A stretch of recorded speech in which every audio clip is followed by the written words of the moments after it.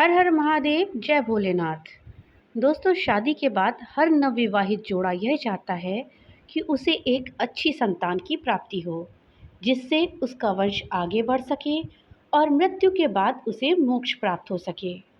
लेकिन कई बार मनुष्य की किस्मत और उसकी ग्रह दशा की वजह से उसे अच्छी संतान नहीं प्राप्त हो पाती, या तो वो संतान के सुख से वंचित रह जाता है। इसके लिए शिव पुराण में कुछ ऐसे सरल से उपाय बताए गए हैं जिनको करके आप पुत्र या फिर मनचाही संतान की प्राप्ति कर सकते हैं। और अगर आप भी ऐसी स्थिति में हैं जहां आपको संतान सुख प्राप्त नहीं हो रहा है या फिर मनचाही संतान प्राप्त नहीं हो रही है, तो हम आपको शिव पुराण के अनुसार पुत्र प्राप्ति के कुछ ऐसे उपाय हैं जिनकी जानकारी देंगे। इन सरल से उपायों को करके आप भगवान शिव से वरदान के रूप में मनचाही संतान प्राप्त कर सकते हैं।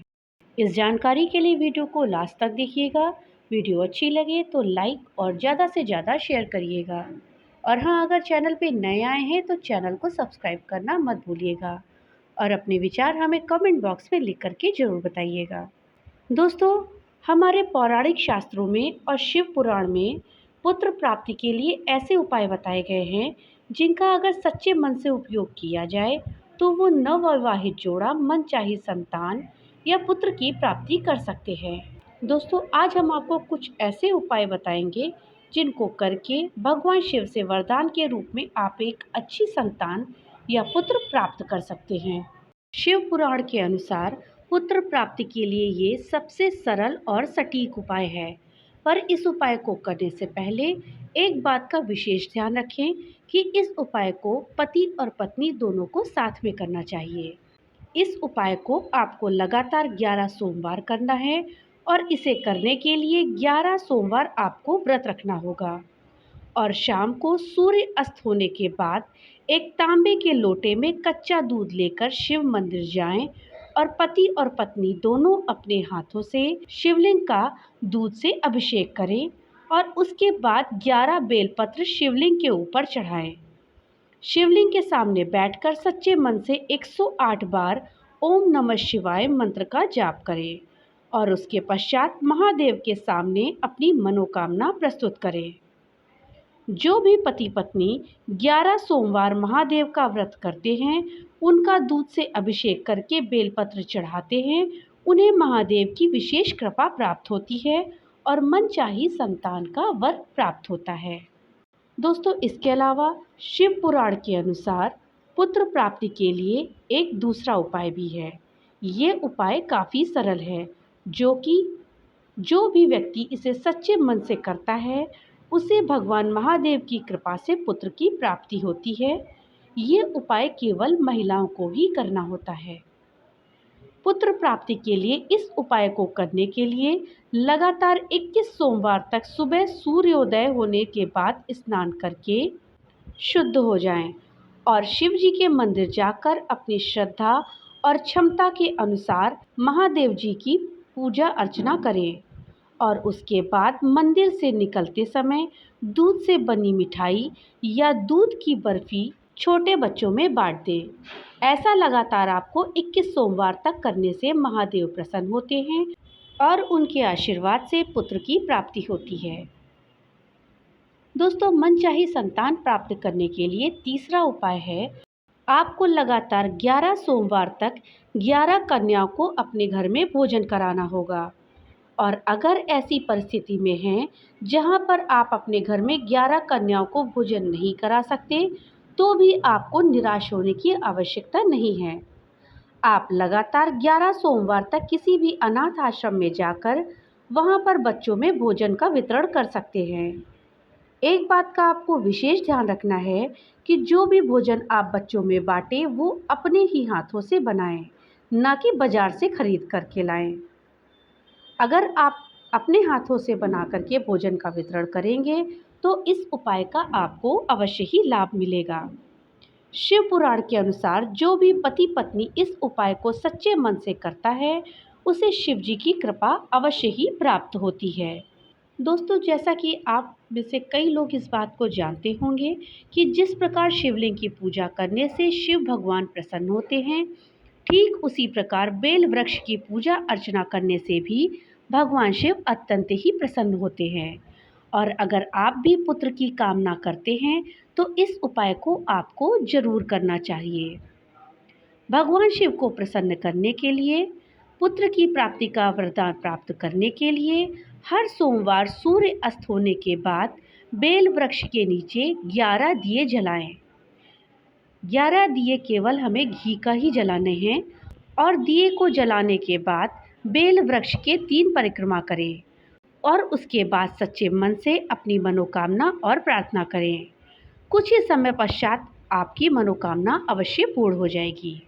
दोस्तों, पुत्र की प्राप्ति के लिए 5वां उपाय भी अति उत्तम है, पर एक बात का हमें विशेष ध्यान रखना है कि इस उपाय को केवल पुरुष को ही करना है। इसे करने के लिए सबसे पहले 3 मुखी रुद्राक्ष को एक काले धागे में डाल करके सोमवार के दिन शिवलिंग में जाएं और शिवलिंग की पूजा करने के बाद उस रुद्राक्ष को अपने गले में धारण करें।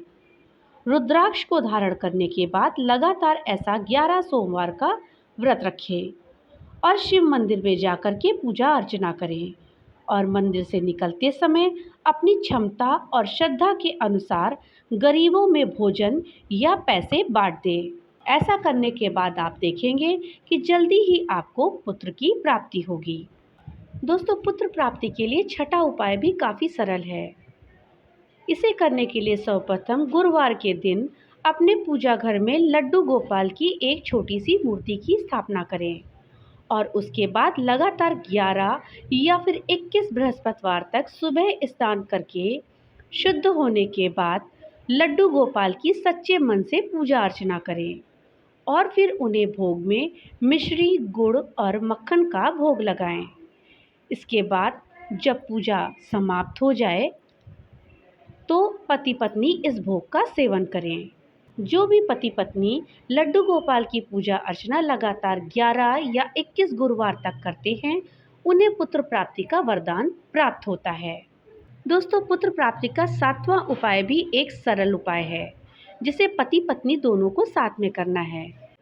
इस उपाय को करने के लिए सोमवार को सूर्य अस्त होने के बाद 1.25 किलो गेहूँ, 1.25 किलो काले तिल और 1 किलो गुड़ एक सफ़ेद वस्त्र में बांधकर पति पत्नी दोनों अपने हाथों से किसी बहते पानी में प्रवाहित कर दें। ऐसा करने से जल्द ही पुत्र की प्राप्ति होगी। दोस्तों, हमारे पौराणिक शास्त्रों में पेड़ और वनस्पतियों को काफ़ी महत्व दिया गया है, क्योंकि इसमें साक्षात ईश्वर का वास होता है और इसलिए इसकी सेवा और पूजा अर्चना करने से मनुष्य को कई गुना लाभ प्राप्त होता है। शास्त्रों के अनुसार अगर आप इस संतान सुख की प्राप्ति करना चाहते हैं और पुत्र की प्राप्ति चाहते हैं तो आपको इस उपाय को जरूर करना चाहिए। ये उपाय काफ़ी सरल है और कोई भी आम इंसान इसे आसानी से कर सकता है।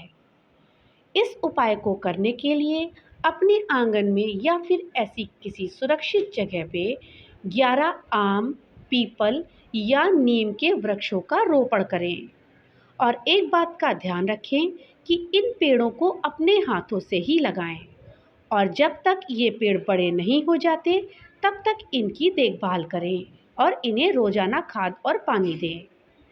सच्चे मन से इनकी देखभाल और सेवा करने से भगवान शिव प्रसन्न होते हैं और जल्दी ही पुत्र या मनचाही संतान की प्राप्ति का आशीर्वाद मिलता है।